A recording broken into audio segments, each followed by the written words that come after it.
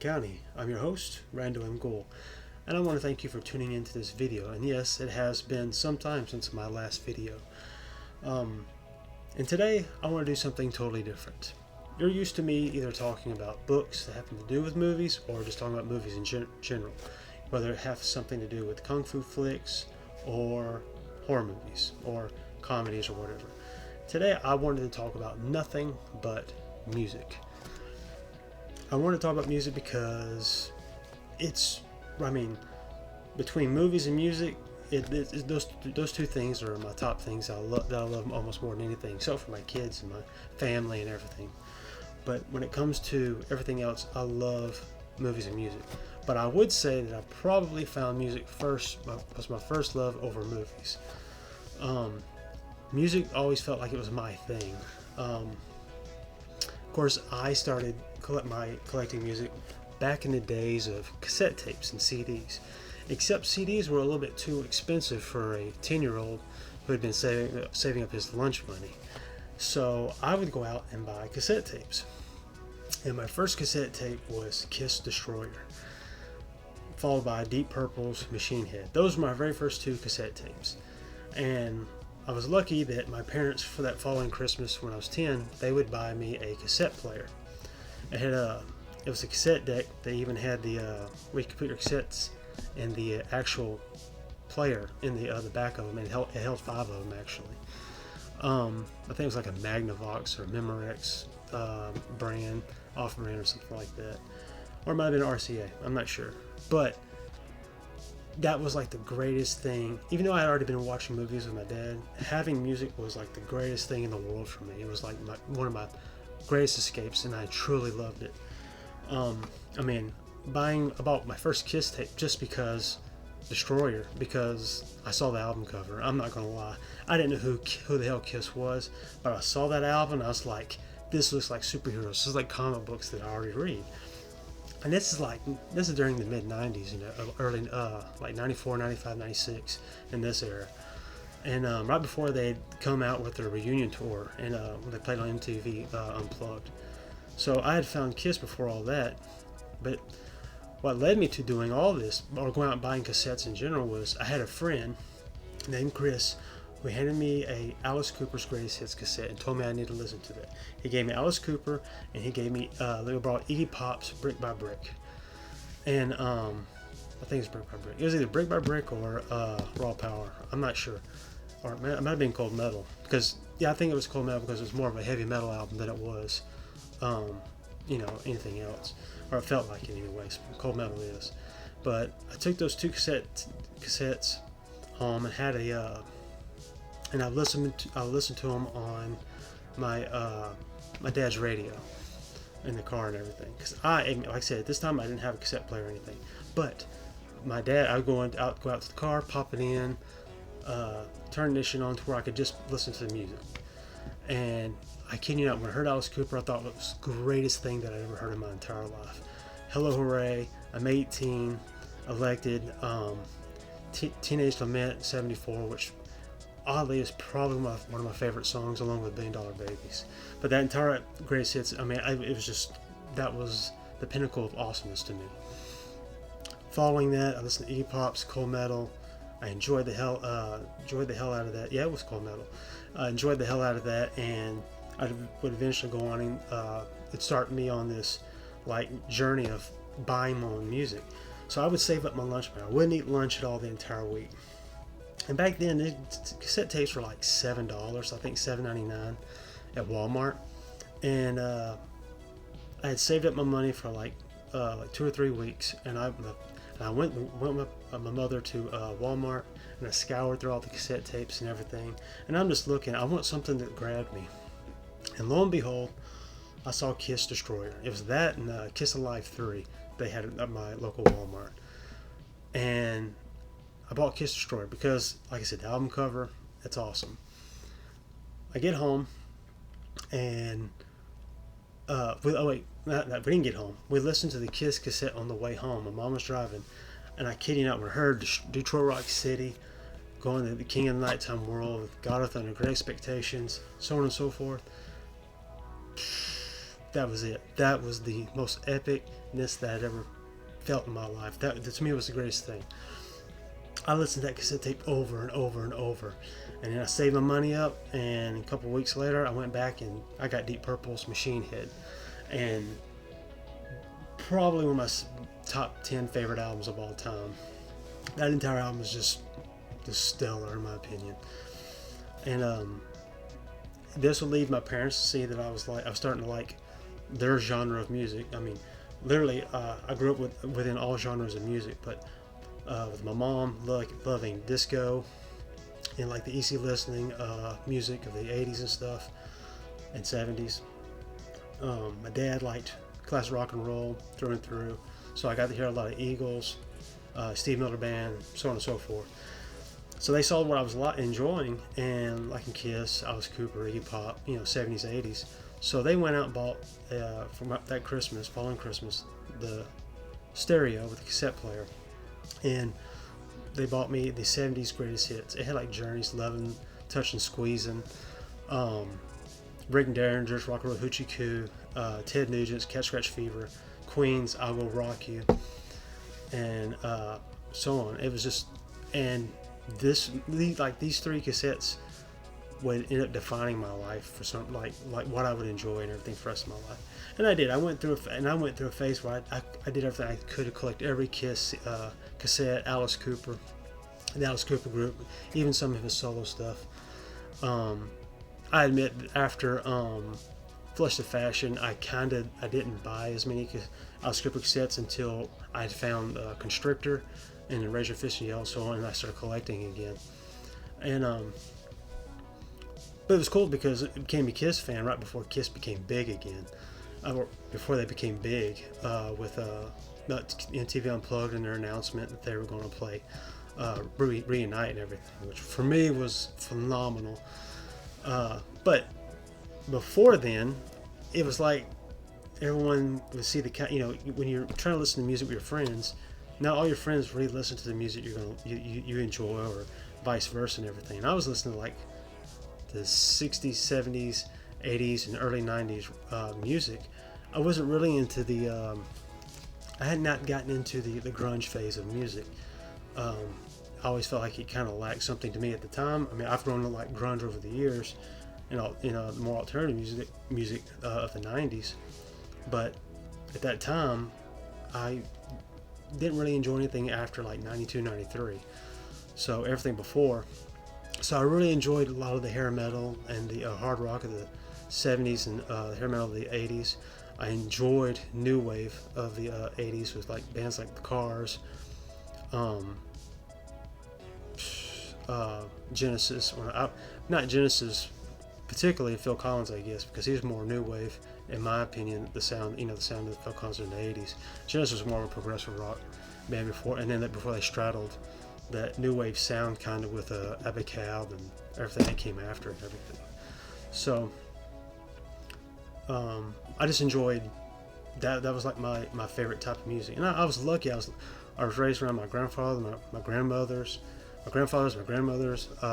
aunts and uncles. So I got everything from country music from the 40s and 50s to the bebop music of and rockabilly of the 50s and 60s, to the hard rock and classic rock music of or soft rock, I guess, of the 70s, with the disco and 80s new wave, and then hair metal and heavy metal and everything from my aunts and uncles and so on and so forth. So I got country, classical music, everything was included, and I was lucky for that.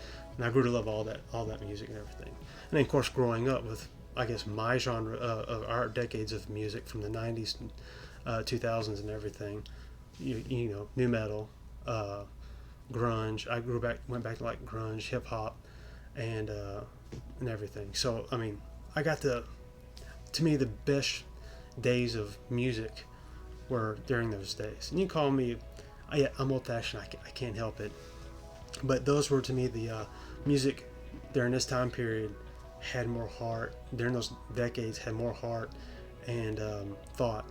Whereas a lot of today's music seems, there's a lot of rock bands and hip hop groups that still have soul in their music and everything, but it seems like it's harder to find now. You especially won't find it on the radio, in my opinion. You might as well stay away from the radio if you want good music. You have to go find these independent artists and whatnot. And some of these bands from the 70s, 80s, 90s are still kicking it, still going strong and everything. It's like what Duran's having like a good tour, Tears for Fears, Foreigners doing their final farewell this year. Similar bands still kicking it. I mean, there's still all these bands still going strong, and that's something I'd be grateful for that, because they still make great music, and while time has, it's hard on everybody with their voice and everything, they still do a good job no matter what. So again, I know 10-minute intro probably for what I'm leading up to. I decided to scour Etsy and internet. I want to do a mystery box for today's video on music, and I found a shop, Antiquated, I hope I said that right, Antiquated Future on Etsy. They do like mystery grab bags, which to me it's awesome. A great price range, and it's nothing but cassette tapes. I've been buying mystery packages for vinyl records. I've been doing that for a while now, but I've suddenly gotten into the nostalgia of wanting to collect cassette tapes, and I already have a bunch. But I wanted to collect some more. So what I did is I got 2 mystery grab bags of from Antiquated Future, and one is 80s new wave and one is hard rock and heavy metal. So that being said, let's go ahead and get into this, open this bag, see what we got, and let's hope it's a whole bunch of awesomeness. And I hope you enjoy this as well. But I've already pre-cut the box because I didn't want to take all that time. So here we go. All right. Thanks for the order. See, there's like a little sticker from them. It's pretty awesome. And I like the box, like the package and everything. It comes with cassettes stamped all over. I don't know if you can see it, like all over the box and everything. So anyways, comes well wrapped, which is always awesome. It's bubble wrap. So I am going to go with the hard rock and heavy metal bag first. In fact, I'll put it over to the side because it's going to make a lot of noise with the set. I'll try to do it quick. Alright, comes in sack like this. Alright, first up. Alright, I mean, if there is one classic hair metal band from the 80s, it's got to be Twisted Sister. And I grew up loving Twisted Sister during, especially Stay Hungry and Come Out and Play. Is that? Oh man, that's not the album. Oh, it's their one right after Stay Hungry, and I cannot think of the name at the moment. But anyways, this would be their album. This would be their last album before they would disband, up until they made that Christmas album like in 2000s, mid 2000s or so. Anyways, Twisted Sister, Love Is for Suckers. This would I've listened to this before. I listened to this at a friend's house. It's got some good tracks. It's probably not my favorite Twisted Sister album. I would still Stay Hungry is without a doubt my favorite, and I think most people's favorite from the band. But it's got some good songs. I would say that Hot Love and You're All That I Need and One Bad Habit are like the 3 best songs on the entire album. If you want a good Saturday party rock album, you can't do no wrong with this album. But if you want something, I think those are the best tracks on that album. But anyways, let's go ahead. We got a lot of music to go through. Next would be Blue Oyster Cult's Imaginos. This album, this is cool. I've only heard one song off this album, so this is going to be a fun listen. Especially the only song I already know is Astronomy. It's a really good song. This album, I guess I was never a big Blue Oyster Cult fan. I mean, I like their I guess their 70s stuff more so than their 80s stuff. But from what I remember, this is more of a rock opera album. It's a concept album and everything, so it's one big story. So you have to, from what I've read, I've asked me why I know this because my friend had a giant rock and roll book of all the bands, and it was all about their albums, and it kind of gave a review and talked about their albums. And I just remember all this stuff because I read that book of his, like to the point where the spine was about to go and everything. He let me borrow it and just scour over it. And I was at the time I was such a nerd over music and everything. But I'm looking forward to listening to this entire album. I might listen to it on Spotify over the cassette first, and then I'll go back and listen to it on cassette. But we'll see. I'll probably listen to the cassette just to put it on working on something out in the garage or something like that. Next up, Rats, one of the best hair metal bands, or best rock metal bands of the 80s, in my opinion, hands down. Rats, Out of the Cellar. This is a great album. No, I mean there's not a filler on this entire album. It's one of the best ones. I mean, Round and Round, of course, everybody knows. This is a great album. The hands down great. Rat's one of the best metal bands, hard rock bands of the 80s that came out.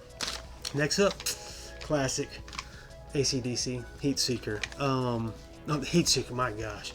Blow Up Your Video with the song Heat Seeker. I know Heat Seeker more than anything because that's actual song that's on one of my playlists I have a playlist that has AC/DC and a bunch of our hard rock metal bands on it, and Heat Seeker is one of my favorite songs from this. And I remember the music video as well. But yeah, great, fun album. I would say this was, leading up to probably one of their best albums from that would lead into Razor's Edge. I think it'd be this one and Razor's Edge. Don't quote me, I might be wrong. To me, Razor's Edge is their best album other than Back in Black and For Those About to Rock, We Salute You, and High Voltage. Those are AC/DC's, I think, best albums. But Razor's Edge, this will lead up to them making, I think, to me, their comeback album with Razor's Edge. And last but not least, in the hard rock and heavy metal bag is Van Halen's Diver Down. Fun album. If you like hard rock, you most likely like Van Halen. I would probably get a lot of hate if I said I like Van Hagar more than Van Halen, but luckily I like Van Halen quite a lot. I'm more of a fan of the first two albums more than I am of the Dave Lee Roth era. I guess I like 84, but after the first two albums, I liked the era with Sammy Hagar quite a bit. And I know that it gets a lot of hate, and you'll probably hate me, and I don't care. It's what I like. Everyone likes what they like. But great album. I think everyone knows the song "Oh Pretty Woman," and I would say probably "Dancing in the Street" is my favorite song off of this album. Anyways, let's go ahead and jump into the next one. This next one is 80s pop and new wave. I went through a phase where I kind of didn't like 80s pop and new wave when I was younger, even though I heard it on the radio all the time, especially classic radio. But as I've gotten older, I've grown this fondness for 80s pop and new wave, and I've come to really, really love it. And so I've been collecting records and stuff like that from 80s pop and new wave bands. So let's find out what is in this bag.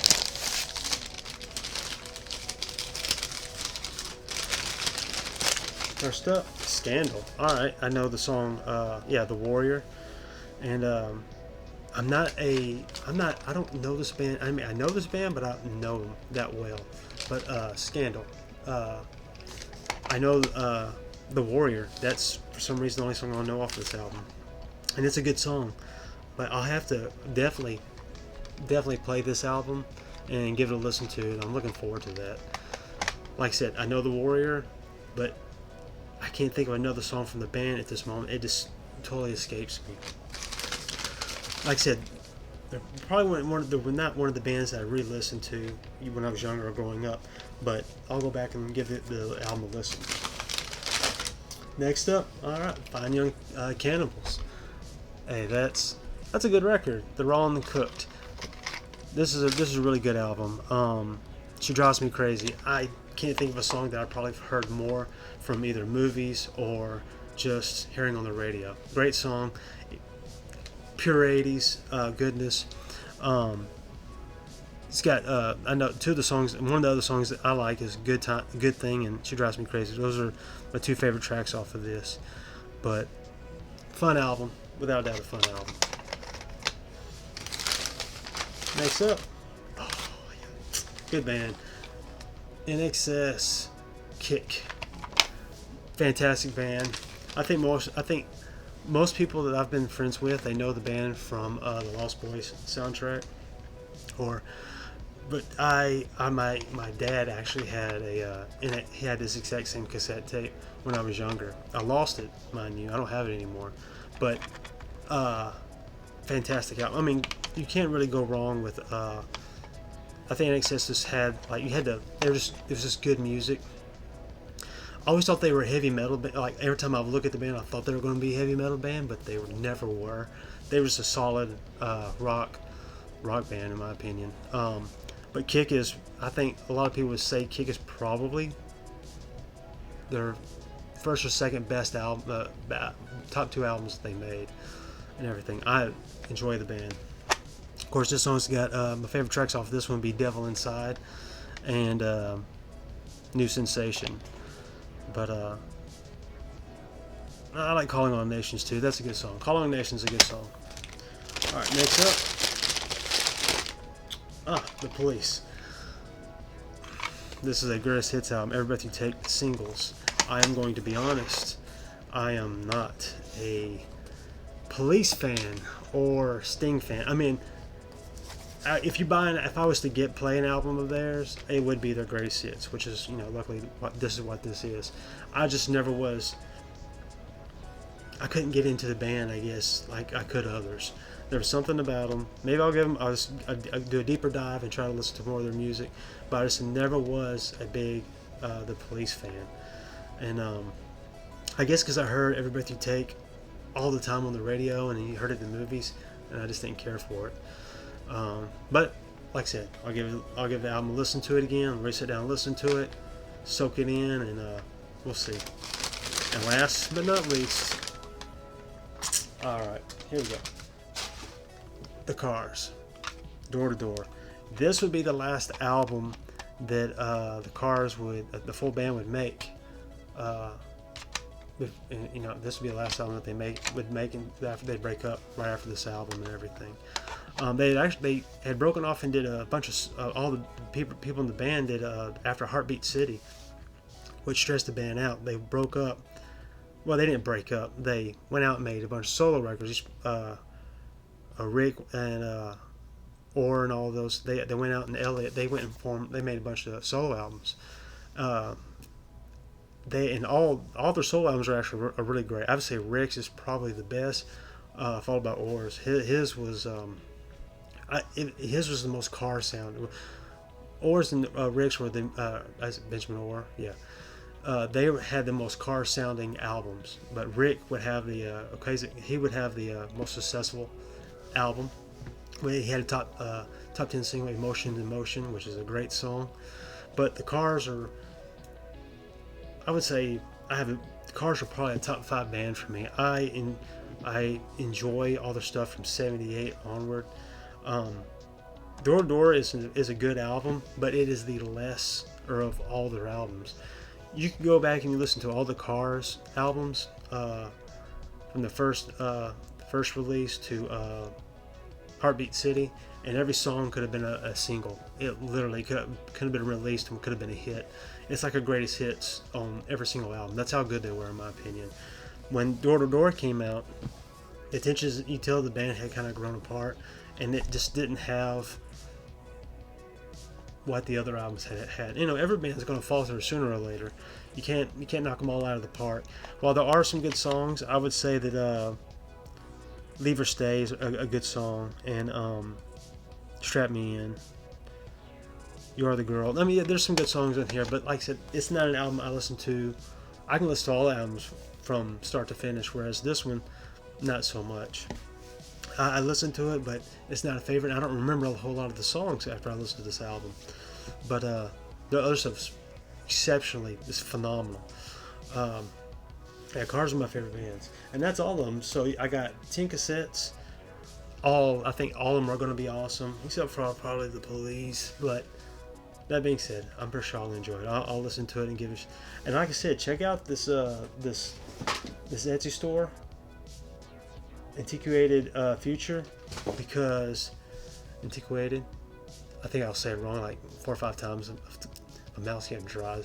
Anyways, check them out. I'll post them. I'll post their Etsy page on my in my down below the video and everything, the info and everything. Just check them out. Especially just if you want to collect cassette tapes, or I think they got magazines as well. They do a mystery grab bag of like a whole bunch, and I think they do a really big mystery box. I think of like 50 cassettes or something like that. I can't say that, maybe 20, 25, I don't know, but it's a very nice sized box. It's a cheaper price than paying like for each grab bag, because these are 2 different grab bags that I bought instead of just doing the big one. But I wanted these two distinct genres, and probably I'll stick to these 2 genres and I'll buy some more, because this is really my favorite kind of music. Other than, I do love rockabilly, I'm not gonna lie, I love rockabilly and 70s rock and roll. But here lately, I've been really just digging 80s music. It's, I don't know, 80s rock, hair metal, the hard rock and everything. Seeing all the bands that I enjoyed from the 70s go into the 80s and be like, we're going to do our own little solo thing. And each of them having a successful career, like the Eagles. Jeez, you had the Eagles and you had, you had Henley and them. They went out and made solo albums and just had even bigger careers throughout the 80s, which was awesome. And I would say the Cars were pretty successful too, because you had Rick and everything. He had a successful solo career. Then you think about like Genesis, man, for a band that never broke up, they would just take breaks from each other in between albums and have their solo careers with like Phil Collins, Mike. He formed his band Mike and the Mechanics, and then oh man, this is gonna kill me. I just know he had a band, Border Town. No, wait, not Border Town. That's gonna. I'll have to come back on that one. But the other member of the band, he had some solo albums too, and they're pretty decent. I would say that, man, it's gonna tear me up. Bank Statement. That was the name of the band.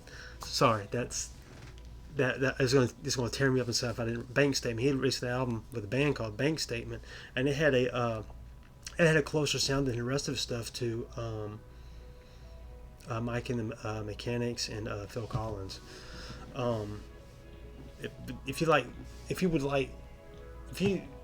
I would say check out Phil Collins, Mike Mechanics, and Bank Statement. Three bands, members that would go on and who formed Genesis, other than Peter Gabriel. His is uber successful solo career as well. All fantastic, man. And when you think about, you don't know they're a supergroup until they go off and have their solo careers, and each one of them are stellar in their solo careers, and they keep coming back to their original band throughout the 70s, 80s, and 90s, except for Peter Gabriel. He never came back with Genesis or anything. But anyways, the Phil Collins and Mike and them, definitely.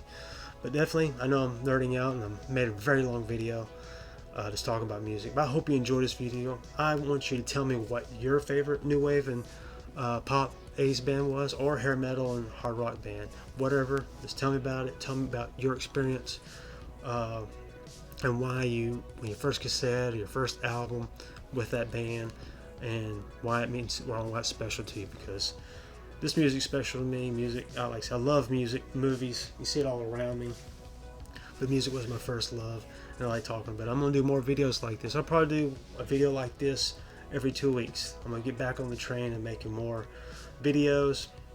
I still got another martial arts video I'm gonna talk about an 80s movie, and the video will more likely tick off a lot of people because I have a statement to make about how influential this martial arts movie is and how it would be on martial artists from the 80s, I'd say mid 80s to the 90s, because me and my friends talked about them a lot, and when I would go to other places we talked about it a lot. So I think it's incredibly influential, and it got more people to get into martial arts, especially during the 90s and 2000s, probably almost more than anybody else other than Jackie Chan. But I'm not going to tell you who or what the movie is until the next video. So saying that, thank you. Like this video, comment below, tell me about your favorite music, favorite 80s new wave band or hair metal band or whatever. Let's talk about what it means and what's special to you. I'd love to get some feedback, and I'll reply on everything. And during my downtime, I want to say thank you to all the people who sit there and would comment on my old videos, and we were able to talk and everything. That was awesome. It was awesome. That being said, don't be a stranger and tune in.